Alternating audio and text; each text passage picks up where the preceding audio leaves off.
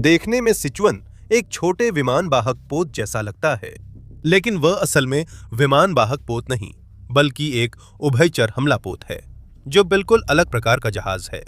उसके पास flat top, Catapult और कुछ नाविक हैं, पर वो विमान वाहक पोत नहीं है। एक ऐसा जहाज जिसे हवाई क्षेत्र में मुकाबला करने के लिए नहीं बल्कि समुद्र तटों पर लड़ाई के लिए बनाया गया है। और भी बहुत कुछ है, क्योंकि वह कोई साधारण उभयचर हमला पोत नहीं है बल्कि इस अवधारणा पर एक बिल्कुल नया दृष्टिकोण है। यह इस शब्द के अर्थ और उसके निहितार्थ को ही पूरी तरह बदल देता है। अधिकांश जहाजों में मरीन, लॉन्चर और हेलीकॉप्टरों में संतुलन होता है ताकि तट पर उतारा जा सके, जबकि सिचुआन टाइप 076 श्रेणी का पहला जहाज के पास अपने मरीन, हेलीकॉप्टर और लॉन्चर हैं। हाँ, फिर वह इस समीकरण में एक नया तत्व जोरदार ढंग से जोड़ती है, ड्रोन। वाकई बहुत बड़े, जिनके लिए आसमान में जाने को कैटापल्ट चाहिए। क्या वो अच्छी है? इसका जवाब है कि हमें नहीं पता।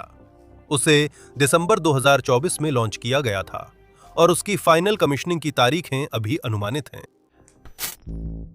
071 से 076 तक। ठीक है, तो अगर आप समझना चाहते हैं कि चीन का नया टाइप 076 आखिर है क्यों, और चूंकि आपने इस वीडियो पर क्लिक किया है, हम मान लेते हैं कि आप समझना चाहते हैं, तो आपको घड़ी को 20 साल पीछे ले जाना होगा।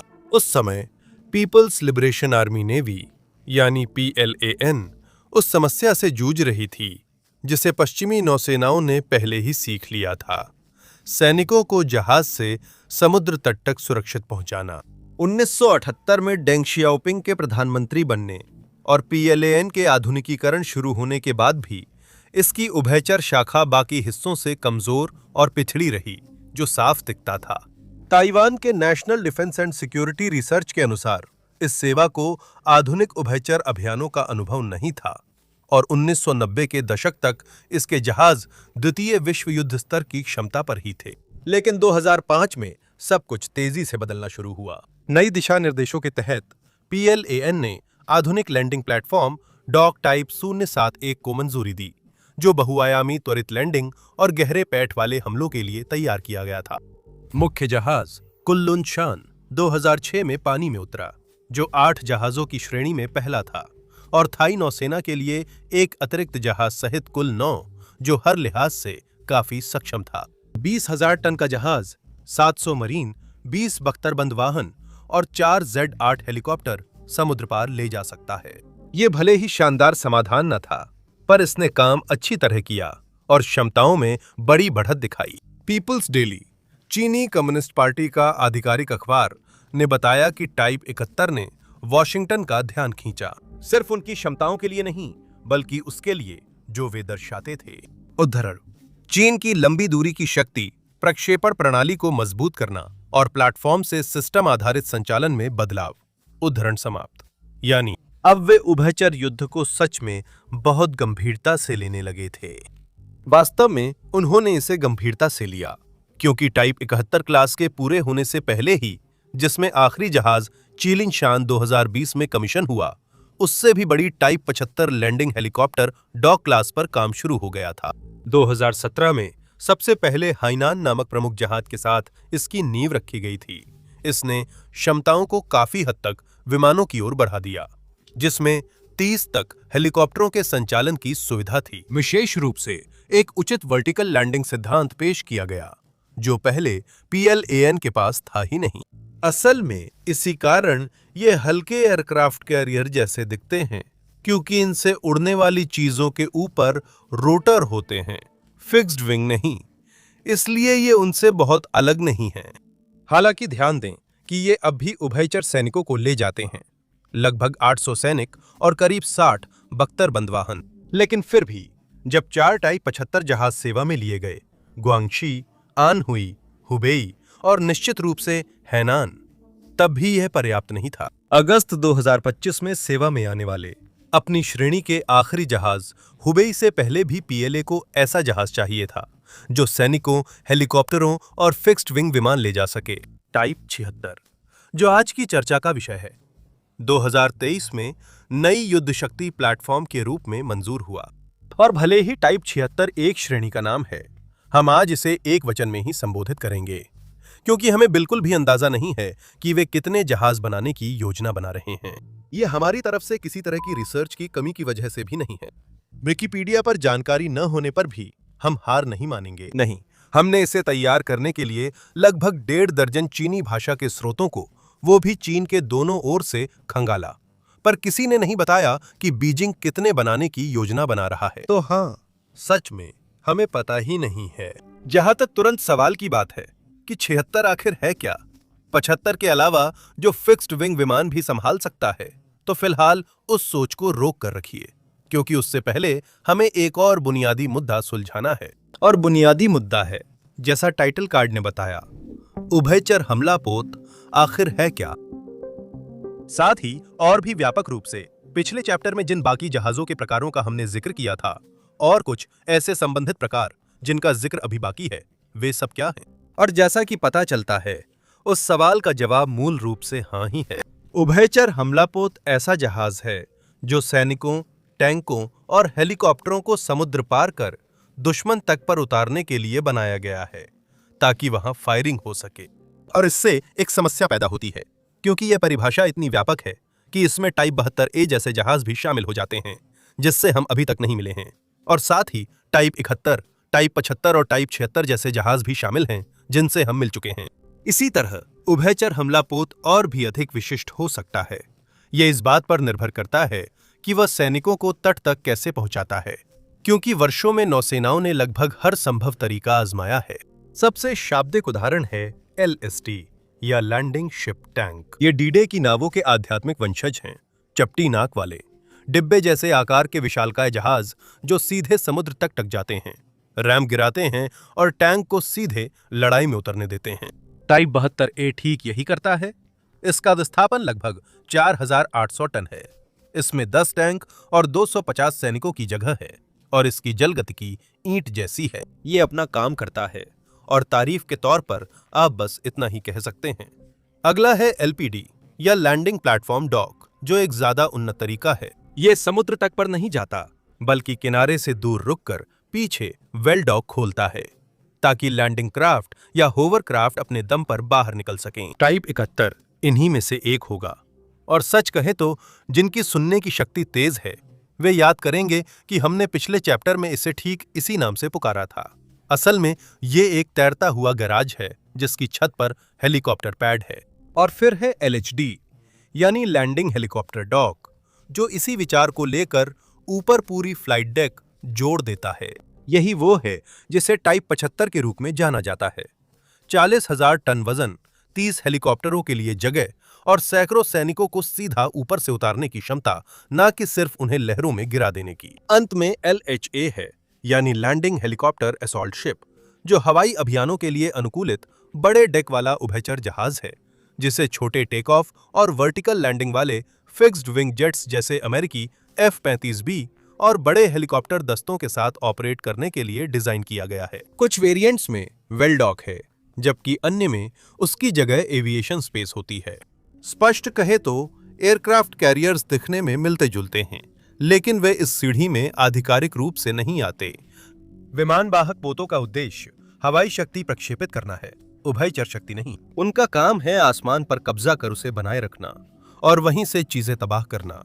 इसके लिए वे सैकड़ों किलोमीटर दूर से फाइटर जेट्स लॉन्च करते हैं। और एम्फीबियस शिप्स, जैसा कि हमने पहले भी कहा, चीजों को उतारने के लिए होती हैं। सैनिक, वाहन, हेलीकॉप्टर, और जब वे किनारे पर पहुंच जाएं तो उनका समर्थन करने के लिए भी। ये दोनों बहुत मिलते जुलते और एक दूसरे से जुड़े हुए क्षेत्र हैं, हम जानते हैं। लेकिन अगर हम बिल्कुल सटीक बात करें तो ये निश्चित रूप से अलग हैं।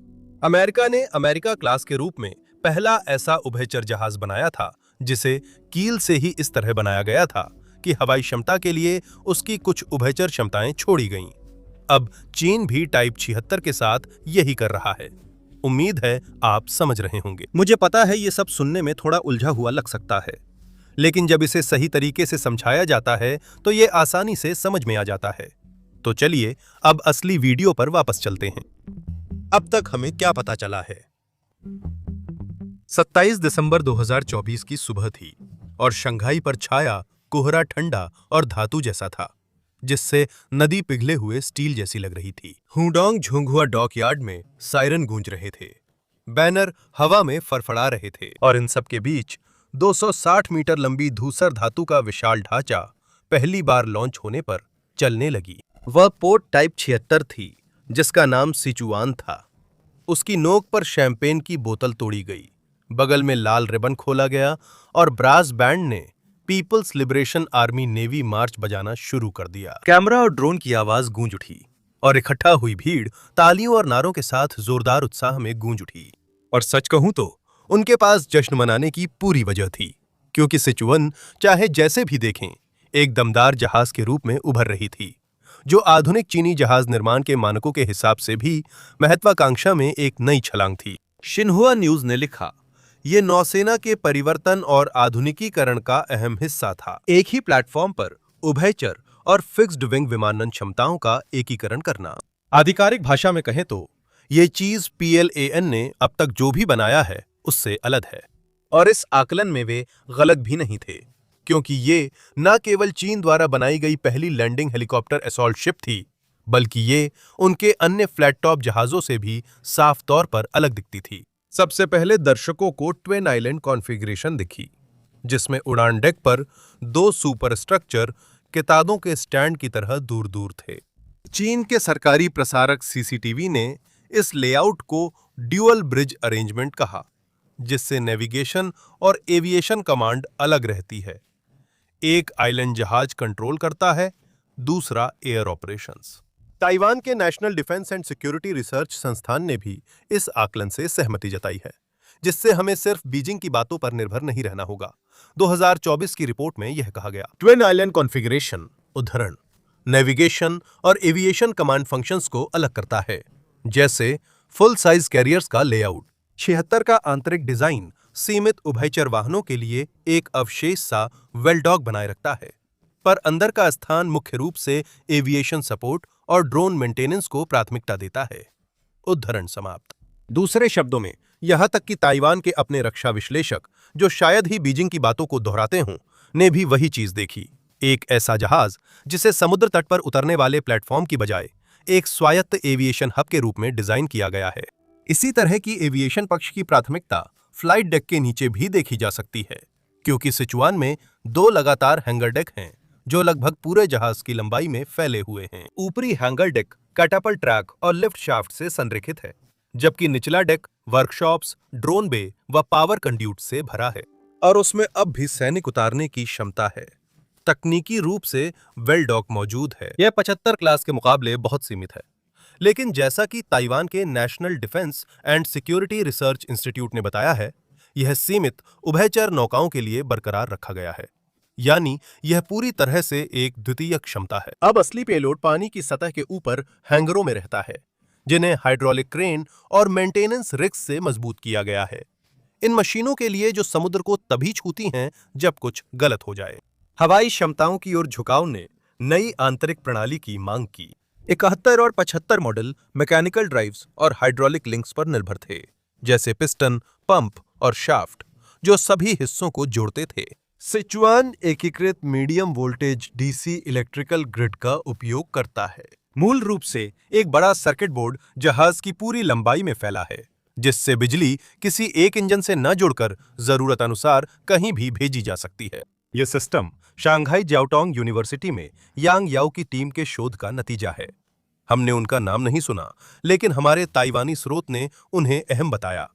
यह जहाज को फैक्ट्री फ्लोर की बजाय डेटा सेंटर जैसा लचीलापन देता है। आज जो ऊर्जा प्रोपेलर चलाती है, वही सिद्धांततः कल विमान उड़ा सकती है।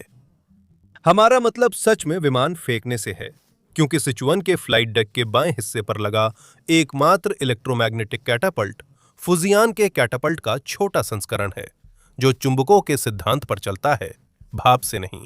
यह भी अहम फर्क है, क्योंकि सभी कैटापल्ट एक जैसे नहीं होते। पुराने कैटापल्ट शीत युद्ध के अमेरिकी और पुराने ब्रिटिश एयरक्राफ्ट कैरियर्स पर मिलते हैं, उससे पहले कि उन्हें भयंकर गरीबी का सामना करना पड़ा और वे इन्हें खरीदने में असमर्थ हो गए। इनमें भारी काम के लिए भाप का उपयोग होता था।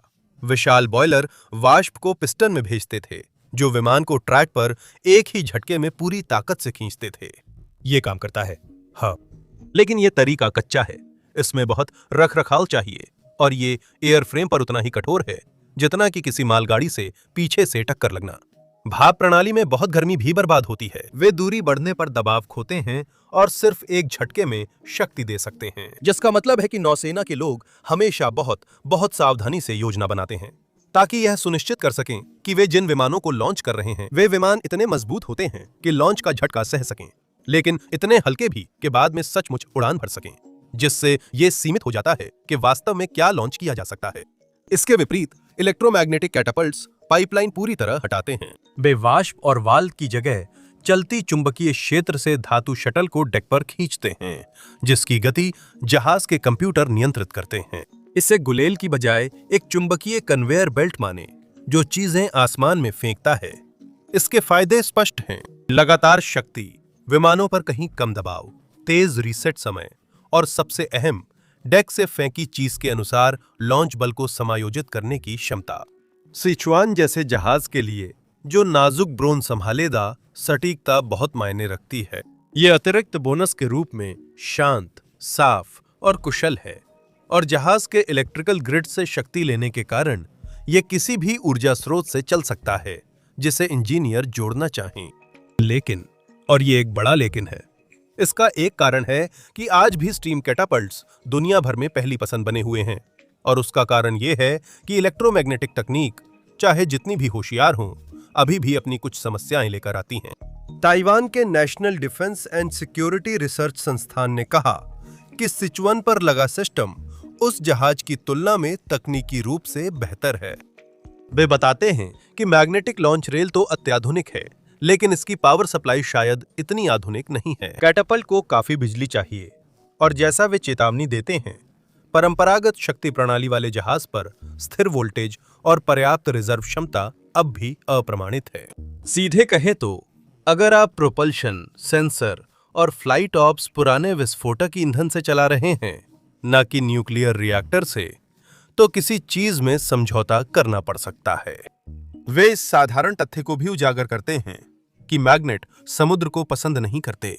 फिर से उद्धृत करते हुए, तापमान और नमी के प्रति संवेदनशीलता समुद्र में दक्षता को कम कर सकती है। अगर सीधे कहें तो खारे पानी की नमी और नाजुक इलेक्ट्रॉनिक्स स्वाभाविक रूप से एक दूसरे के दोस्त नहीं हैं। हालांकि असली दुश्मन मेंटेनेंस साबित हो सकता है। वे बताते हैं कि इलेक्ट्रोमैग्नेटिक सिस्टम्स उच्च सटीकता वाले और रखरखाव गहन उपकरण हैं, जिन्हें लगातार कैलिब्रेशन और प्रशिक्षित तकनीशियनों की जरूरत होती है, और चीन का अनुभव इन उपकरणों के साथ लगभग सैद्धांतिक है। उनकी बात में भी दम है, क्योंकि चीन के पास ऐसा दूसरा जहाज सिर्फ फुजियान है और 2022 में लॉन्च होने के बावजूद उसे अब तक कमीशन नहीं किया गया है। असल में सिचुआन केवल तीसरा जहाज है जिसमें इलेक्ट्रोमैग्नेटिक कैटापल्ट्स हैं। फुजियान दूसरा है और अमेरिकी जेरल्ड आर फोर्ड पहला था, जिसे 2017 में कमीशन किया गया था। यह कहना गलत नहीं होगा कि फिलहाल ये तकनीक लगभग सभी के लिए सैद्धांतिक है। कैटापल्ट से आगे बढ़ते हुए यह भी उल्लेखनीय है कि उसकी नई शानदार बनावट सिचुआन को दूसरे चीनी समकक्ष जहाजों की तुलना में काफी भारी बनाती है। ये लगभग 40,000 टन का विस्थापन करती है, जबकि टाइप 75 का 35,000 टन और टाइप 71 का 25,000 टन है। हमें लगता है कि यह लगभग 40,000 टन ही है। Centre for strategic and international studies, जो आमतौर पर अपने दावों में सटीक रहते हैं लेकिन चीन में स्थित नहीं हैं, उन्होंने 2024 की एक रिपोर्ट में 50,000 टन का आंकड़ा दिया था। हर चीनी मीडिया जैसे Xinhua news, People's Daily, CCTV military, South China Morning Post ने 40,000 टन बताया है। हमें नहीं पता इनमें से कौन सही है। ऐसा नहीं है कि हमारे पास सिचुआन है जिसे तौल सकें, तो हम आपको दोनों आंकड़े दे देते हैं। अब आप जो चाहें वो कर सकते हैं। लेकिन ध्यान दें कि अगर 50,000 टन वाला आंकड़ा सही है, तो वो वर्तमान में पानी पर मौजूद सबसे बड़ा उभयचर पोत बन जाएगी, जो अमेरिका क्लास से करीब 5,000 टन ज्यादा भारी होगी। उसका आकार, चाहे वह अंत में जो भी हो, उसके सेकेंडरी सिस्टम्स से भी समझाया जा सकता है। उदाहरण के लिए रडार, जिसे उसकी सुपर स्ट्रक्चर पर साफ देखा जा सकता है। चीन हमें सही जानकारी नहीं देता कि उसमें कौन से सिस्टम है। इस पर सबसे करीब बयान ग्लोबल टाइम्स के एक आर्टिकल में मिलता है, जिसमें कहा गया है, टाइप 76 एम्फीबियस असॉल्ट शिप नौसेना के सबसे उन्नत युद्धपोतों की खूबियों को जोड़ती है। इसमें डिस्ट्रॉयर और फ्रिगेट में इस्तेमाल होने वाले रडार एकीकृत किए गए हैं। फुजियान एयरक्राफ्ट कैरियर की इलेक्ट्रोमैग्नेटिक कैटापल्ट्स और टाइप 75 की अवधारणाएं इसकी युद्ध क्षमता बढ़ाती हैं। उदाहरण समाप्त। ये सिलसिला यूं ही चलता रहता है, पर चिंता मत करें दोस्तों, हमने इसमें अपनी पूरी नर्डगिरी झोंक दी है और हमें ये मिला टाइप 54B फ्रिगेट। यह नया है। प्लान के पास सिर्फ एक लू लुहों सेवा में है और दूसरा किंझो लॉन्च हुआ है पर कमिश्निंग बाकी है। ऊपर देखिए, आगे की तरफ घुमावदार त्रिकोण जैसा हिस्सा और उसके पीछे थोड़ा हटकर उभरा हुआ मस्तूल। ये काफी मिलता जुलता है ना? तो हमें लगता है कि हमें अपनी तलाश का जवाब मिल गया। दुर्भाग्यवश चीन ने हमें इसका नाम भी नहीं बताया है। तो खैर, अब सुरक्षा की बात करते हैं। इस मामले में शुक्र है हमारे पास खास जानकारी है। ग्लोबल टाइम्स की रिपोर्ट के अनुसार सिचुआन में कम से कम 3 HQ-10 air defence missile launcher, कम से कम 3 टाइप 1130 नजदीकी हथियार प्रणालियां और 4 32 ट्यूब वाले डिफेंसिव रॉकेट लॉन्चर जैसी मजबूत नजदीकी रक्षा क्षमताएं हैं। रिपोर्ट में कहा गया कि चीनी युद्धपोतों के डिफेंसिव रॉकेट लॉन्चर में डिकॉय राउंड, चाफ रॉकेट और एक्टिव डिकॉय लोड हो सकते हैं। ये छोटे रेडियो फ्रीक्वेंसी जैमर से लैस एक्टिव डिकॉय और छोटे डेप्थ चार्ज ले जाने वाले रॉकेट भी दाग सकते हैं, जो पनडुब्बियों और गोताखोरों पर हमला करते हैं। ये सब मिलकर एक रोचक व्यवस्था बनाते हैं, जिससे हमें इसका उपयोग समझने में मदद मिलती है। जिन हथियारों का जिक्र है वे सिर्फ पॉइंट डिफेंस के लिए हैं। HQ-10, S-11, 30 गैटलिंग्स और वे 32 ट्यूब रॉकेट लॉन्चर। ये घातक क्लोज इन सुरक्षा और बहुउपयोगी सॉफ्ट किल और पनडुब्बी रोधी युद्ध क्षमता देते हैं, लेकिन क्षेत्रीय वायु रक्षा के लिए उपयुक्त नहीं हैं। संचालन के हिसाब से अनुमान लगाना ठीक है कि सिचुआन को एक व्यापक परतदार रक्षा ढांचे में जुड़कर अपने सेंसर और डेटा लिंक के सहारे दूर तक देखने और ट्रैक करने के लिए बनाया गया है। साथ चलने वाले डिस्ट्रॉयर और क्रूजर यानी टाइप 55 और 52D परिवार लंबी दूरी की SAM और क्षेत्रीय रक्षा संभालते हैं। दूसरा प्रभाव सामरिक मुद्रा है।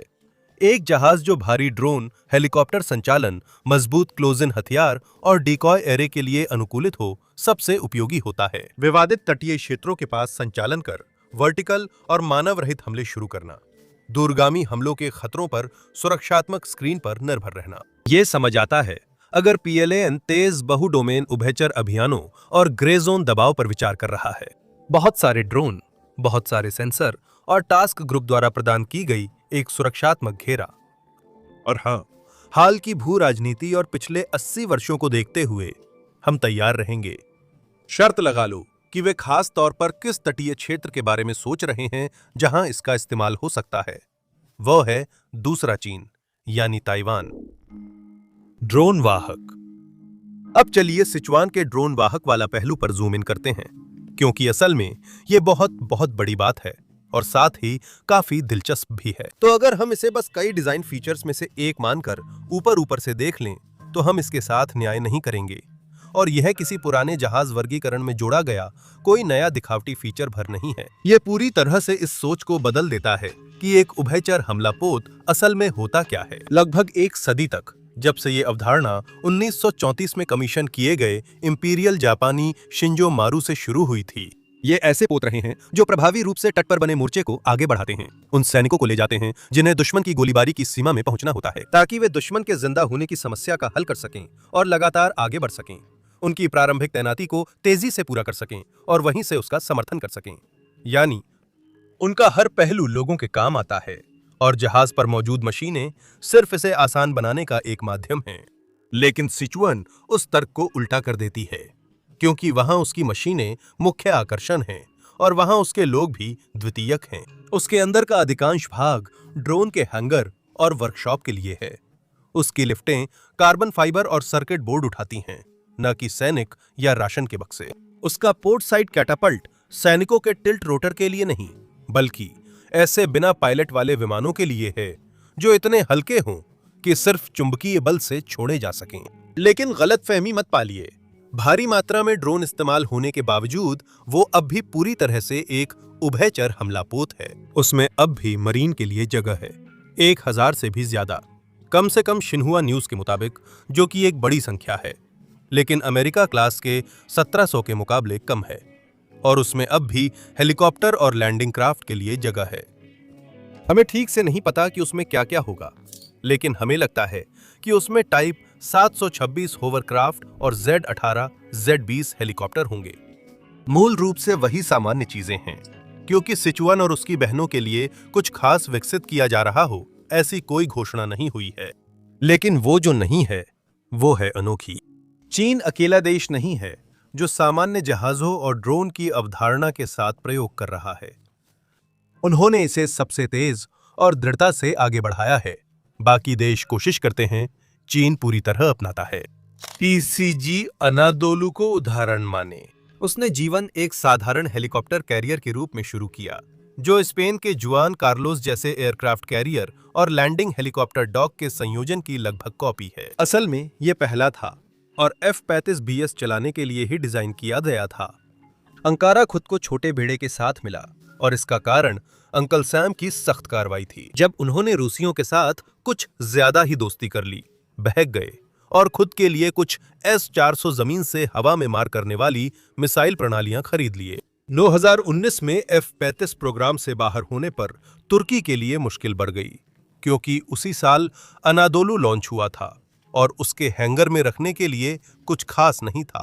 तुर्की के लिए कितनी किस्मत की बात थी कि वो ड्रोन क्षेत्र में बड़ा खिलाड़ी है। तो बस थोड़ा सा इधर उधर सुधारना, थोड़ा सा काम करना और सब आसान हो जाता है। फिर अनादोलू उभयचर हमला पोत बना, जिसमें बायरक्तर TB3, किजिलेल्मा, सीहॉक और सुपर कोबरा हेलीकॉप्टर थे। अब समझे हम क्या कहना चाहते हैं। यह अंकारा की तरफ से एक सादा लेकिन कमाल का हल था, अगर सब कुछ देखा जाए। लेकिन आखिरकार यह बस एक हल ही था, एक जुगाड़, एक तात्कालिक उपाय। यह कोई सोची समझी योजना नहीं, बल्कि राजनीतिक मजबूरी का तात्कालिक हल था। सिचुआन पहली लड़की थी जिसे बीजिंग ने डांस पार्टी के लिए पूछा, और अनादोलू उस लड़की का एहसानमंद है जिसे अंकारा ने तब पूछा जब स्टेसी ने मना कर दिया। ईरान पर भी यही लागू होता है। तेहरान की रेवोल्यूशनरी गार्ड ने नए की जगह पुराने, बड़े, थके व्यापारी जहाजों का उपयोग कर उन्हें ड्रोन कैरियर बना दिया। आप इन्हें पहचान सकते हैं। IRIS, शहीद महदवी और शाहिद बघेरी, लंबे, चौकोर और साफ तौर पर नागरिक आकार, जो युद्ध करने की बजाय कंटेनर ढोने के लिए ज्यादा उपयुक्त लगते हैं। एक फ्लाइट डेक पिछली तरफ वेल्ड कर दिया गया है। हेलीकॉप्टरों के लिए कुछ पैड्स बिखरे हुए हैं।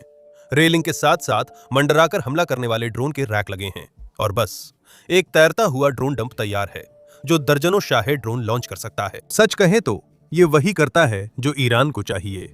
ये बदलाव निपुणता नहीं, पहुंच के लिए है। ये तेहरान को अपने सस्ते, इस्तेमाल के बाद फेंक देने वाले UAVs को घर से हजारों किलोमीटर दूर ले जाने की सुविधा देते हैं, और फिर भी उनके पास कुछ ऐसा रहता है जो शाम की खबरों के लिए थोड़ा बहुत नौसेना जैसा दिखता है। कोई कैटापल्ट नहीं, कोई अरेस्टिंग गियर नहीं, हैंगर की कोई खास जुगत नहीं, यहां तक कि कोई मरीन भी नहीं, क्योंकि ये सिर्फ विमान वाहक पोत हैं, ना कि उभयचर हमला जहाज। सिर्फ समुद्र में शरारत के लिए एक लंबा सपाट डेक ये काम करता है, और बस इतना ही इसके बारे में कहा जा सकता है।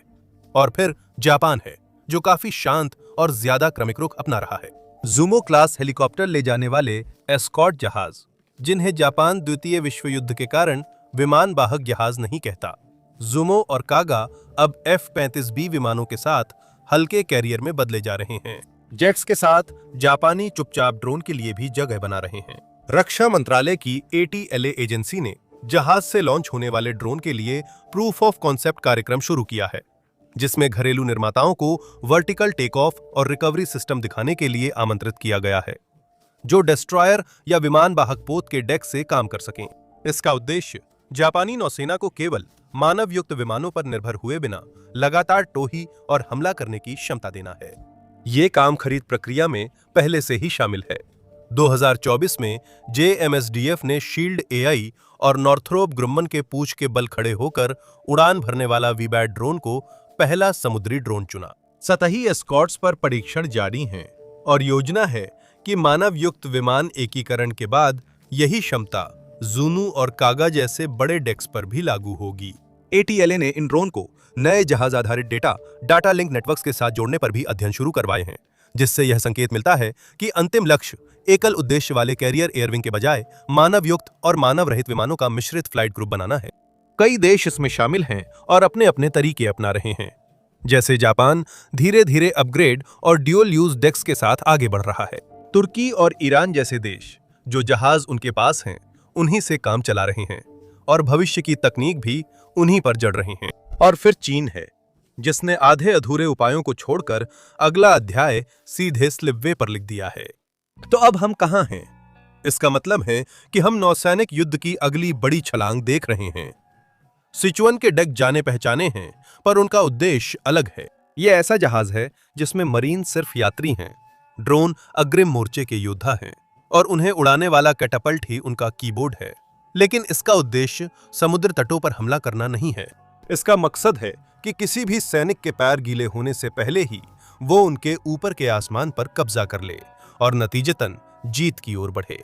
अगर यह सफल होता है तो सिचुआन उभयचर सिद्धांत की सीमाएं फिर से परिभाषित होंगी और लैंडिंग फोर्स काफिले की बजाय नेटवर्क बन जाएगी। अगर यह काम ना भी करे, फिर भी इसके बाद आने वाली हर नौसेना के लिए मानक बनाता है, क्योंकि अब से कोई भी बड़ा डेक उभयचर डिजाइन करते समय यह पूछे बिना नहीं रह सकता कि वह ड्रोन से कैसे बात करता है, या जब जहाज पर मौजूद विमान को पायलट की जरूरत नहीं रहेगी तब क्या होगा।